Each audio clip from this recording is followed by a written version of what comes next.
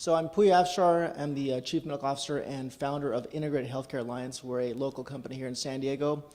And I'm a clinician, so I'm not as tech savvy as most of you in the audience, but I did have a brief stint in the industry, worked as an MBA graduate at GE Healthcare as a product manager, and decided that wasn't my calling, and went back to medical school, finished up my training here in San Diego, and took a job as an academic physician for several years at UCSD.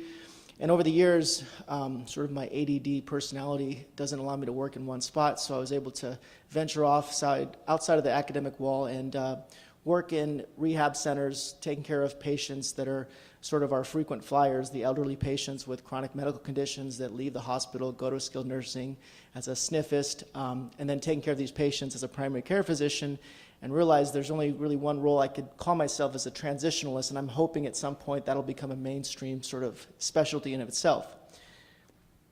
So I have no conflicts of interest. There's the agenda. We'll go over that in detail and learning objectives. I just first wanted to start by asking or thinking about who in the audience is afraid of flying.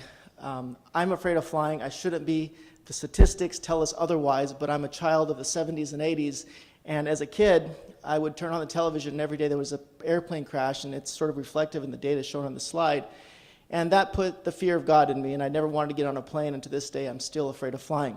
But something happened in the 80s, and if you look at this graph, there's a sudden, sharp decline in the amount of fatal accidents that have occurred over the past 40 years. In fact, it's interesting that the last US certified commercial airline crash occurred over 9 years ago. We haven't had any fatalities since then, and it's pretty amazing. 30,000 flights a day, all those variables, nobody dies anymore. So what happened?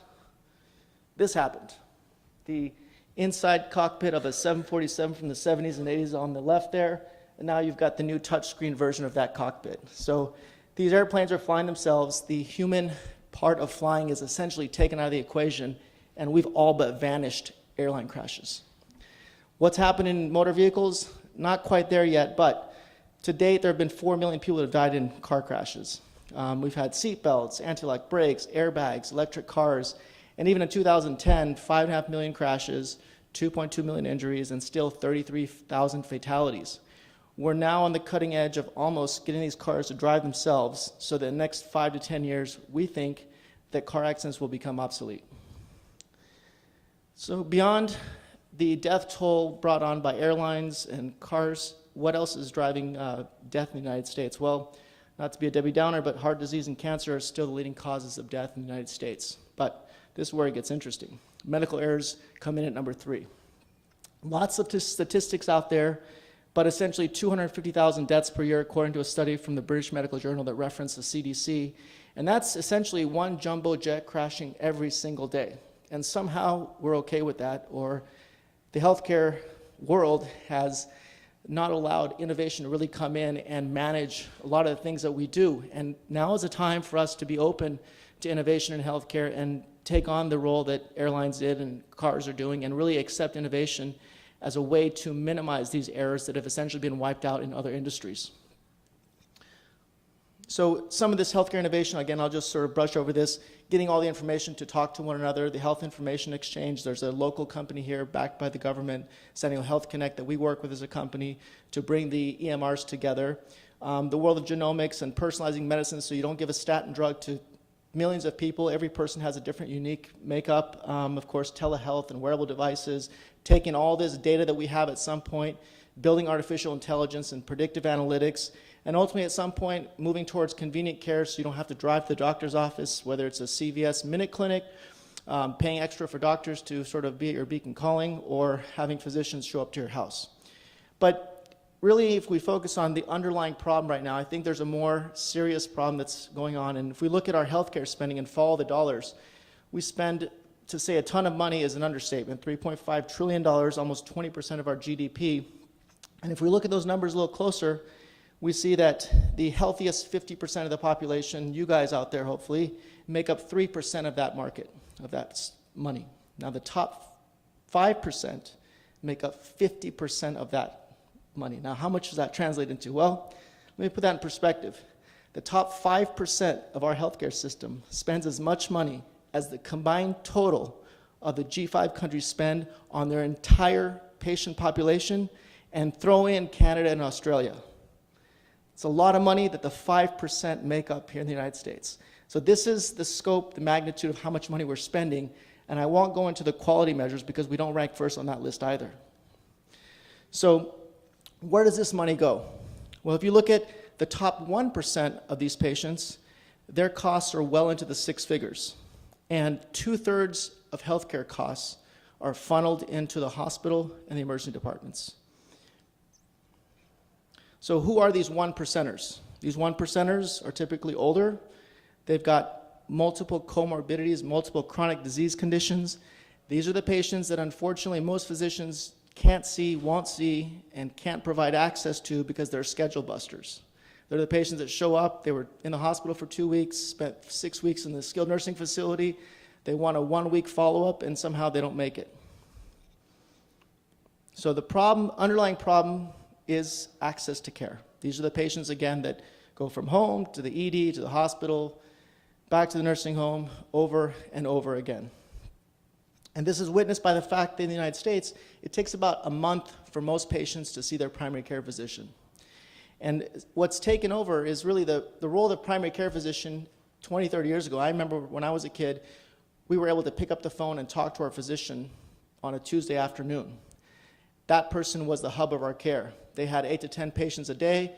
They would round on their patients in the hospital, go see them in a nursing home sometimes, and maybe even make a house call. But they picked up the phone, which itself is an anomaly these days.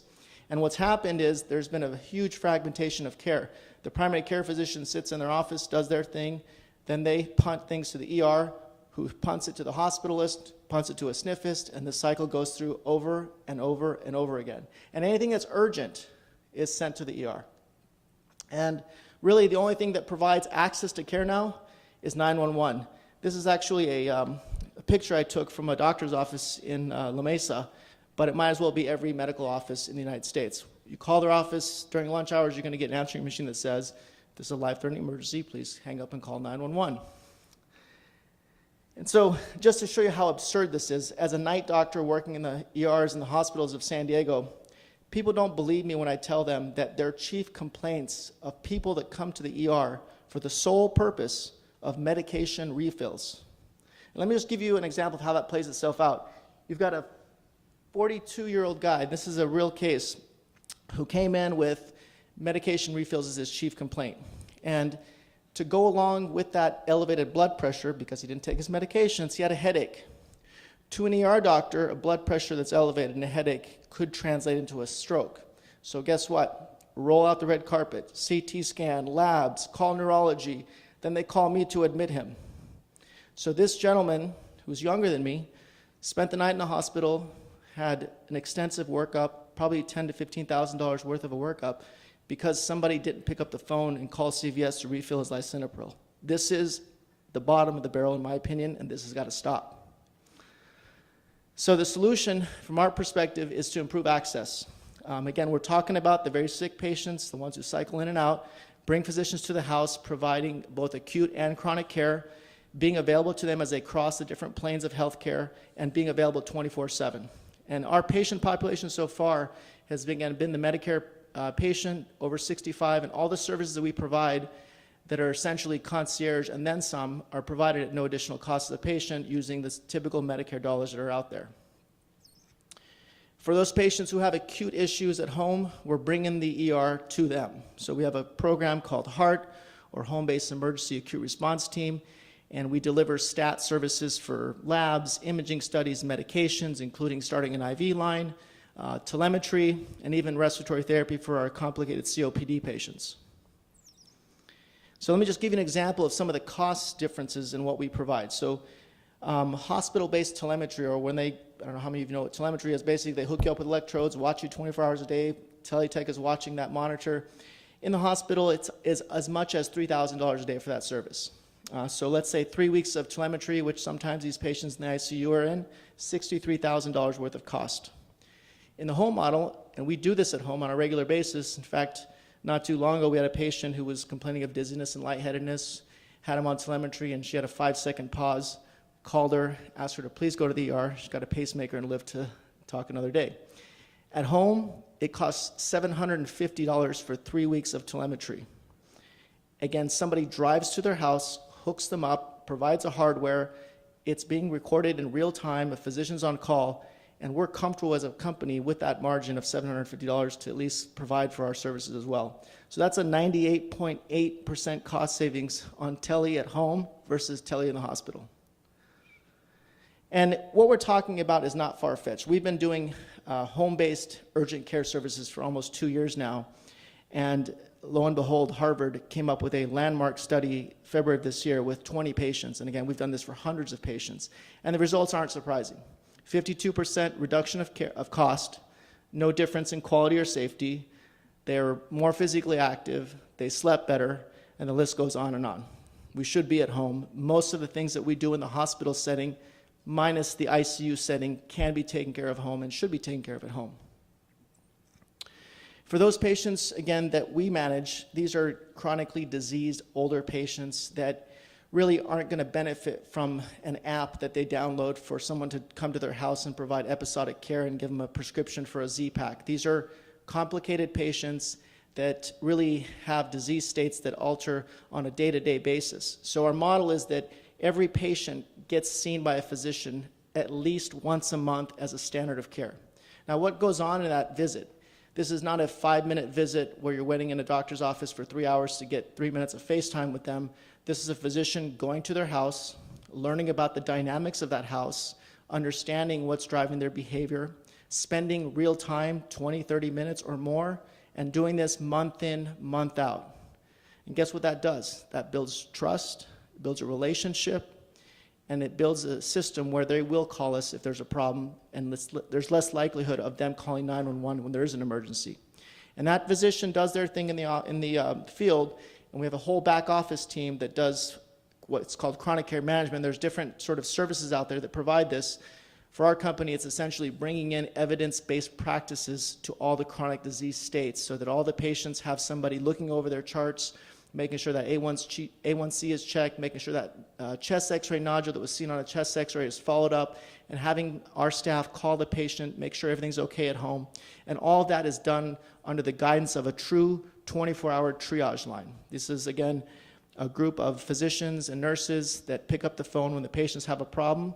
And in most cases, the beauty of this program is that if you have access to their healthcare records, their medications, their medical history, most of the questions, on the order of 95% of these questions that we get, we don't need to do anything besides counsel them. So then what happens is we're now envisioning a world where we take this high-cost hospital and ED and shift that money into other areas that are lower-cost centers. So instead of spending $50,000 and $19,000, so $70,000 total for hospital and ED costs for a patient that costs about $100,000 a year, we're spending less than a third of that. And we move some of that money into other areas, mobile services at home, add more home health, transition more of these patients and have some time to spend with them about end-of-life planning so that every patient who shows up to the ER who's 92 years old isn't getting full court press and sent to the ICU. We're having those discussions early. And even thinking about taking patients from home, and many of these patients could go directly from home to an environment like a skilled nursing facility where there's nurses, there's labs, there's x-rays, and providing that same type of med-surg level of care in a skilled nursing facility. Again, we've been doing this for certain patients that meet the insurance guidelines. And just based off of very conservative numbers, you take these very costly patients and take a 30% reduction in cost with ultimately better outcomes. And so what this has done is allowed us to achieve this holy grail of healthcare, where through access-based care, we improve health outcomes, patients are more satisfied, they develop a relationship with their physicians, and this is all done by reducing cost. And what's also important here is that in many of these triple aim models, some say that Kaiser's achieved triple aim here in San Diego, it's come at a cost of putting extra pressure on the providers. In fact, many of the primary care physicians in some of these large healthcare models that are great at hitting triple aim, the primary care physicians are overburdened, overworked, and they really just burn out quickly. So in our model, we've taken patients and put them into an arena where the physicians are now developing relationships. They're not having to see 30 patients a day in clinic. They see on average 10 to 12 patients a day. They see those same patients month in, month out. They develop relationships. They have people in the office call their patients, make sure they're okay. They get all the support in the world, and there's a increased pay about 25% compared to the local market, so they're happy from a financial standpoint, and that allows for what they call quadruple aim. The challenge for us has been, and this is where the innovation comes in, patients are still culturally ingrained to call 911. No matter how many times we tell them this is an urgent care line, put this on your refrigerator, this magnet, call us, we're available, don't call 911. We can't always break through to every patient or every family or caregiver. And so we sort of have this culture where a company like Life Alert that's been around for over 40 years, their device still exists. People still are familiar with this low-tech technology that does nothing besides serve as a middleman between the patient and 911, because again, for our patient population, they're not walking around with a smartphone and downloading apps and things like that. They just want something simple. And so what we've done to embrace a little bit of innovation in this is take something very simple, like a Life Alert button, and sort of put it on steroids. What we have is a device that we've sort of licensed that is a mini cell phone. It looks a lot like the Life Alert button, except that cell phone, which does have a number attached to it, when they press the button, they don't get 911, they get our triage line on the phone, and immediately we're walking them off the ledge and making sure that they're not calling 911 and they're getting someone that can actually respond to their medical needs at that moment. It's GPS enabled, so for the patient who's demented, you can build a geofence around that area. It also has an accelerometer, so if they go from a sudden standing to a lying position, it automatically calls us. And the best part is the price point's very similar to Life Alert. And this has been a key sort of technology for us that, again, it's not too far off from what's already been used for over 40 years. It's something they recognize, and it's been very effective in reducing their need to call 911. Any questions?